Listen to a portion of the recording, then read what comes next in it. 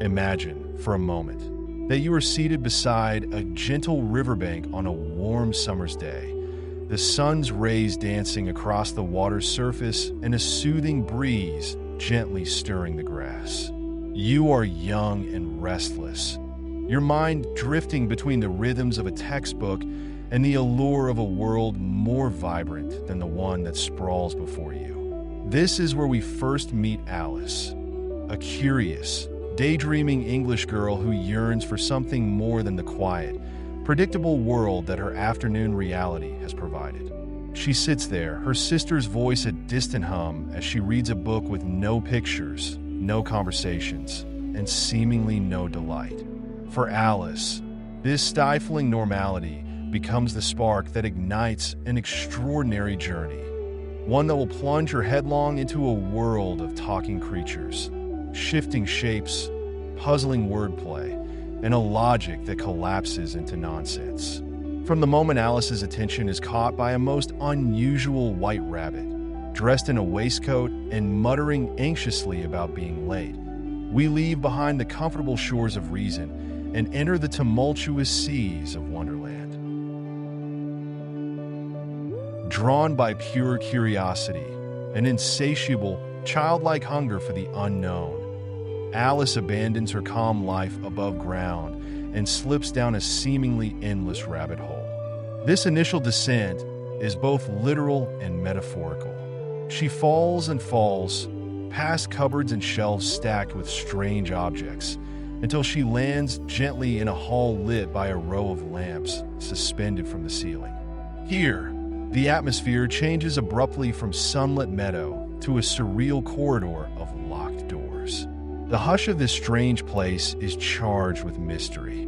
Before her lies a tiny, golden key and a little door too small for her to pass through. Beyond its keyhole, Alice glimpses a tantalizing garden, lush, bright, and magnificent.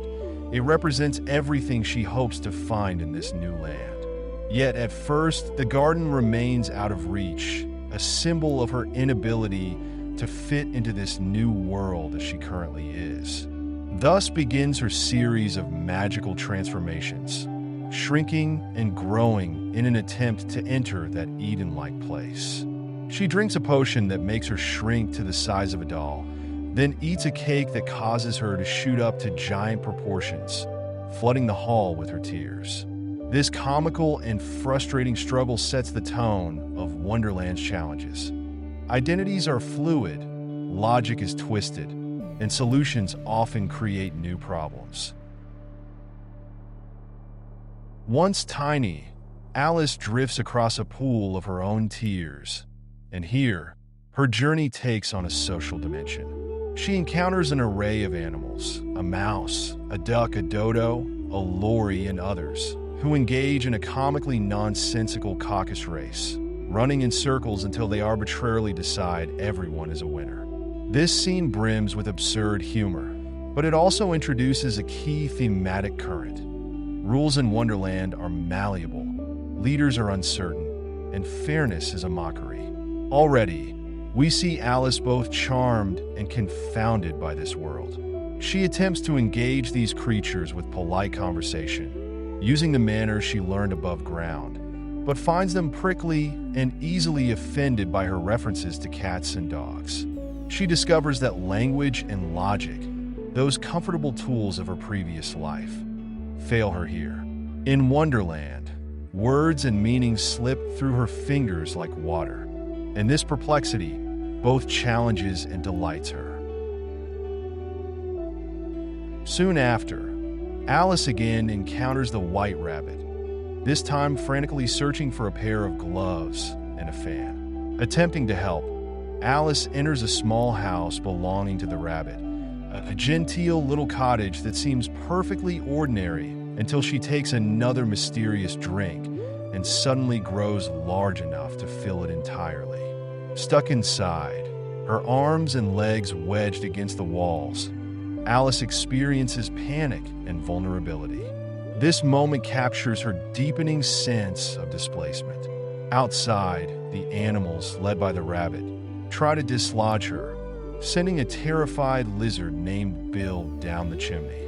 Alice's inadvertent roar sends Bill shooting into the sky, and the crowd resorts to hurling pebbles through the windows. Those pebbles become tiny cakes which, when Alice eats them, cause her to shrink again and escape into the woods. The Forest of Wonderland is no ordinary place, and as Alice wanders deeper, she meets a series of characters who challenge her perceptions and teach her that identity is fluid. None are more emblematic of this than the blue caterpillar, perched languidly atop a mushroom, smoking a hookah. The caterpillar's dreamy, languid questions, "Who are you?" echo Alice's own growing uncertainty about her sense of self. She struggles to answer because, with all the transformations in size and the disorienting logic of this world, she has lost confidence in who she was and what she knows. The caterpillar's cryptic advice to nibble different sides of the mushroom to control her size is a gesture of minimal guidance in a place that refuses to be helpful. When Alice finally manages to stabilize herself at a reasonable height, she comes to understand that maintaining identity in Wonderland requires adaptability and a willingness to embrace uncertainty. From the caterpillar, Alice moves on to one of the most iconic and perplexing personalities in Wonderland, the Cheshire Cat. Perched in the branch of a tree, this grinning feline has a habit of appearing and disappearing at will, leaving only his mischievous, floating grin behind. The cat embodies the nature of Wonderland itself, unpredictable, witty, and unbound by the laws of reason. He points Alice in the direction of the Hatter and the March Hare, but admits, with a sort of gleeful candor, that in Wonderland everyone is mad, including Alice. While this might seem unnerving, it also frees Alice from the pressure of trying to impose normal logic on a place where it simply doesn't belong. Madness, in this world, is just a different kind of sanity, and it pushes Alice to embrace the strange, to flow with the absurd rather than fight against it. So guided by the Cheshire Cat's hints, Alice attends the most nonsensical tea party ever hosted. The Mad Hatter and the March Hare preside over a table set with teapots, cups, and an endless array of chairs. Alice finds herself confronting a scene of chaotic hospitality, riddles with no answers, time personified and argued with, and the bizarre notion that it is perpetually 6 o'clock, tea time forever. The Dormouse sleeps in between them, waking intermittently to tell absurd stories about 3 sisters living in a treacle well. All of this tests Alice's patience. The tea party represents a sort of conversational anarchy, where politeness and logic have abandoned their usual roles. Instead of finding delight in nonsense, Alice grows frustrated. She realizes that no sense can be drawn from these companions, and their company drains rather than invigorates her. This tension highlights one of the story's thematic undercurrents. Wonderland's nonsense can be enchanting, but it can also be exhausting, a test of endurance and adaptability. Upon leaving the tea party, Alice comes closer to her longed-for garden. She stumbles upon a doorway embedded in a tree and emerges at last into the heart of Wonderland's cultivated paradise, only to discover that it is overshadowed by the volatile presence of the Queen of Hearts. The garden is no mere oasis of tranquility. Instead, it serves as a stage for one of the most surreal courts imaginable. The Queen of Hearts is a temperamental tyrant who rules through intimidation and threats. Her signature cry, "Off with their heads!" rings through the air, spreading panic among her subjects. Here, the playing cards come to life as gardeners, soldiers, and courtiers. Red roses are hastily painted over white ones to avoid the Queen's wrath. The King of Hearts follows meekly in her wake, trying to soften her blows with gentle suggestions of mercy. Alice's interaction with the Queen intensifies the story's dramatic tension. While many of Wonderland's inhabitants have been harmlessly nonsensical, the Queen introduces real danger. Her impulsive judgments and arbitrary punishments force Alice to muster courage and cleverness. Nonetheless, Alice navigates the Queen's croquet ground, a chaotic match where flamingos serve as mallets and hedgehogs as balls, by maintaining her composure. The croquet game is a brilliant metaphor for Alice's predicament. The rules change constantly, the equipment refuses to cooperate, and authority figures demand impossible compliance.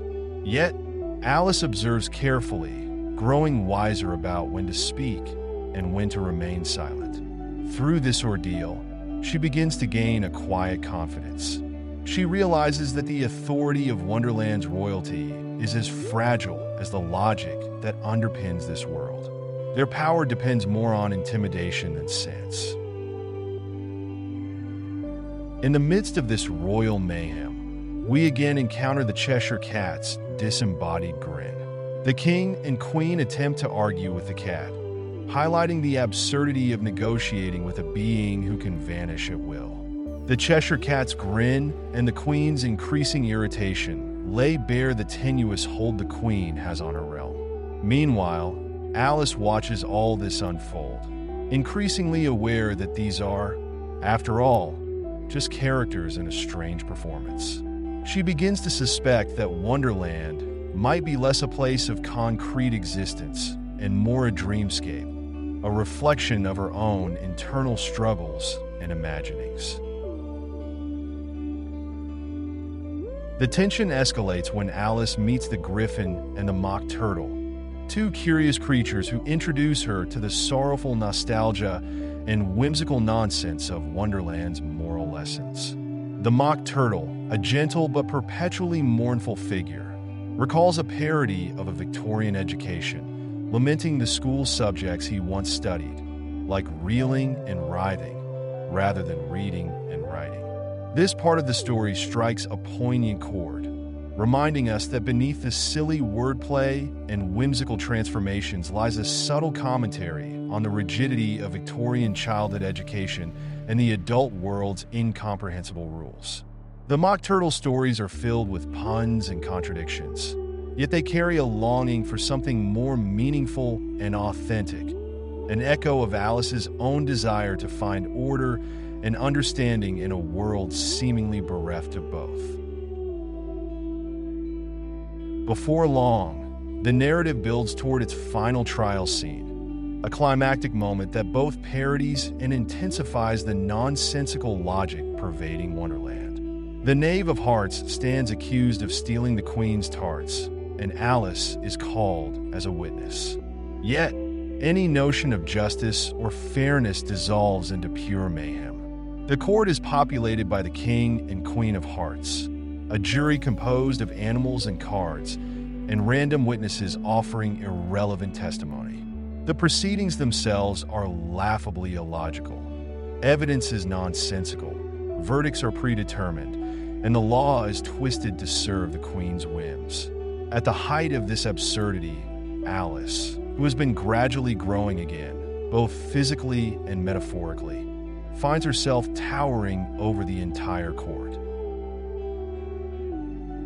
As Alice's physical stature increases, so does her confidence. She challenges the court's authority, denouncing their ridiculous rules and refusal to adhere to any semblance of reason. In that courageous stand, the fragile illusion of Wonderland's power structures begins to crumble.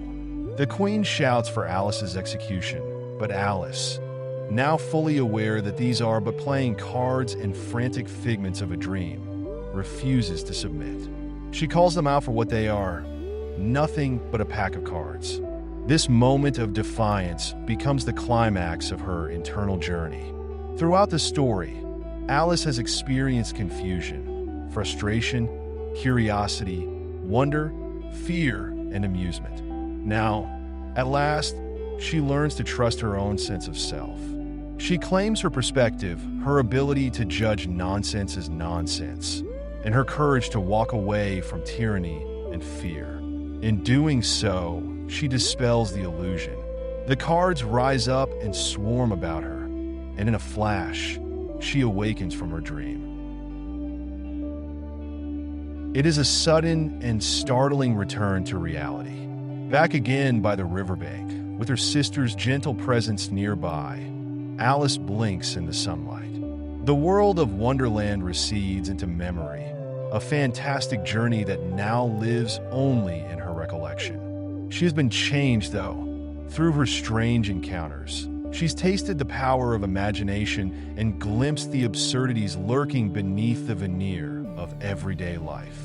Alice has discovered that the world and the rules that govern it are not always as stable or sensible as they seem. Growing up, finding oneself, and understanding the arbitrary nature of adult society.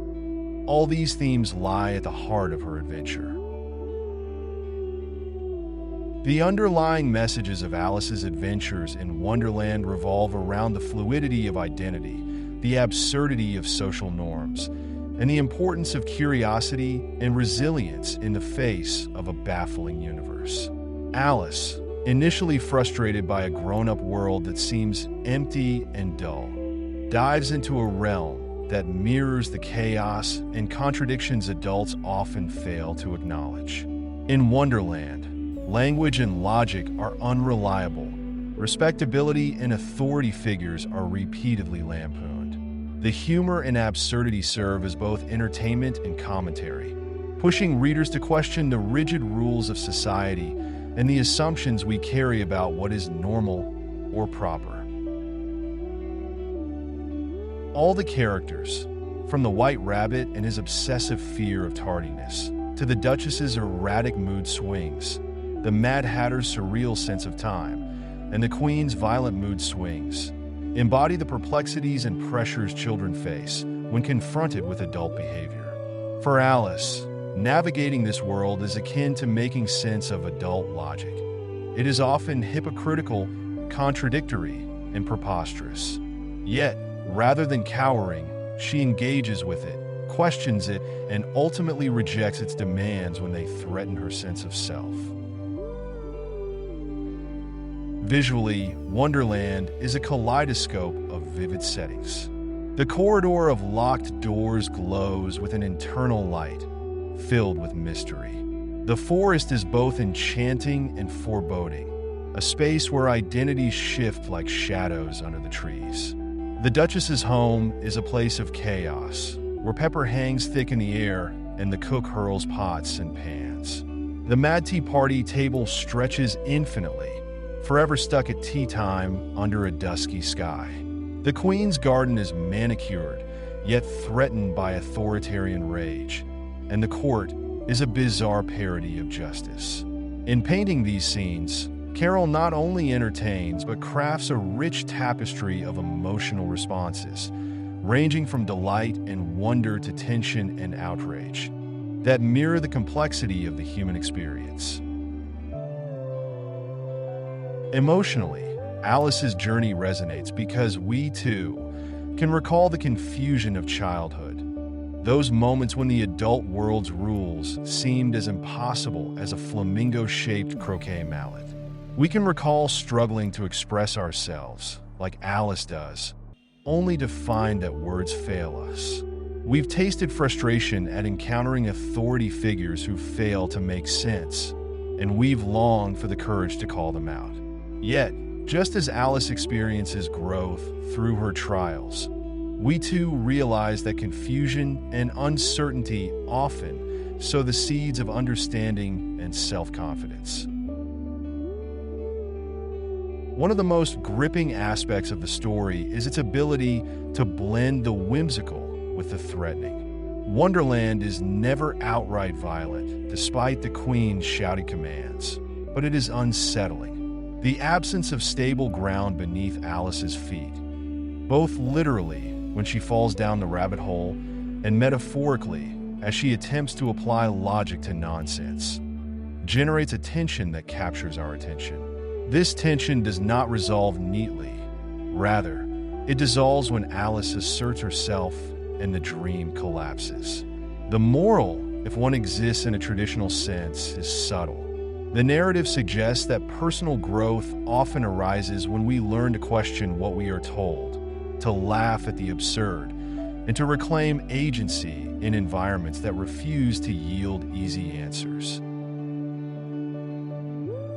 Throughout the journey, the theme of identity is woven seamlessly into the plot.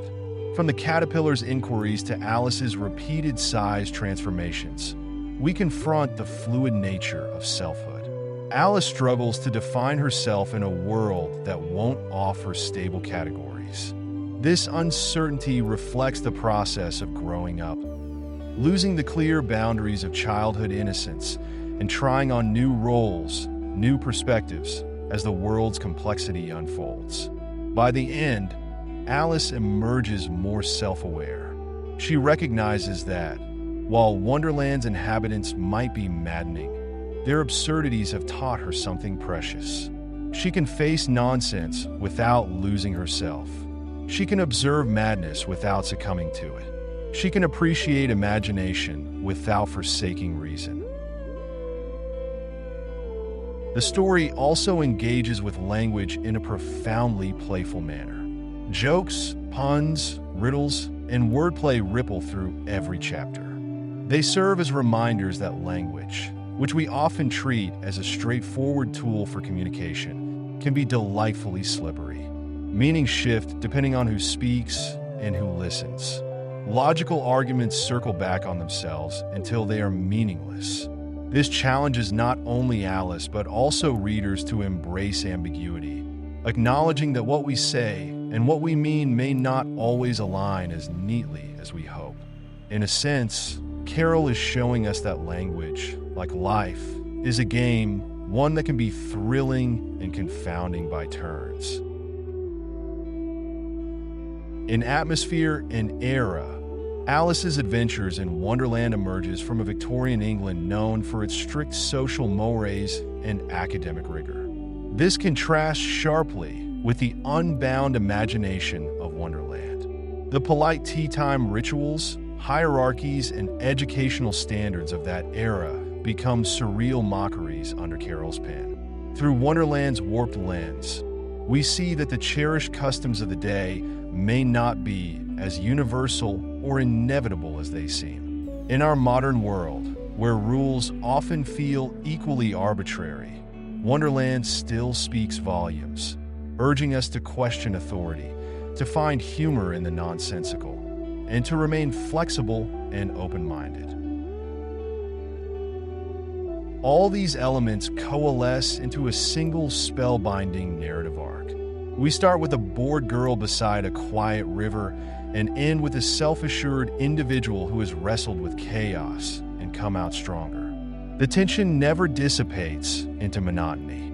Instead, each strange encounter, each perplexing riddle, and each contradictory character propels Alice and us further into a landscape that challenges our comfort zones. By the time we reach the trial scene, we are as exasperated as Alice, ready to call out the nonsense, and perhaps eager for resolution. When that resolution comes, it is swift. The dream breaks. We awaken with Alice, the warm sun still shining. Nothing has changed, and yet everything has changed. The world is no less complicated, but having ventured into Wonderland's depths, Alice and we, as readers or listeners, have discovered something important: perspective.